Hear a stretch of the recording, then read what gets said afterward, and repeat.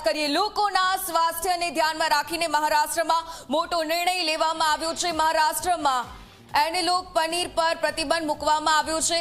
આ પનીર વેચવા કે ઉપયોગ કરવા પર પ્રતિબંધ ખાદ્ય સુરક્ષા કમિશનર તુકારામ મુંડેએ જાહેર કર્યો છે આદેશ। પનીરને હવેથી અયોગ્ય વ્યાપારી પ્રવૃત્તિ ગણાશે। એનેલોગ પનીર છે, આ પનીરની વાત કરવામાં આવી રહી છે ત્યારે નિયમ તોડવા પર 6 મહિનાની જેલ અને 1 લાખ સુધીનો દંડ પણ કરવામાં આવશે। असुरक्षित खाद्य पदार्थથી મોત થવા પર આજીવન કેદ પણ થઈ શકે છે। તો એનેલોગ પનીર પર પ્રતિબંધ મૂકનાર મહારાષ્ટ્ર દેશનું બીજું રાજ્ય છે।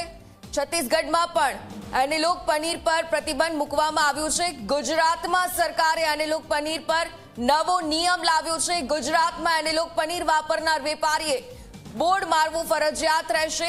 એનેલોગ પનીરનો ઉપયોગ કરે છે તે અંગે બોર્ડ મારવાનો પણ નિયમ કરવામાં આવશે।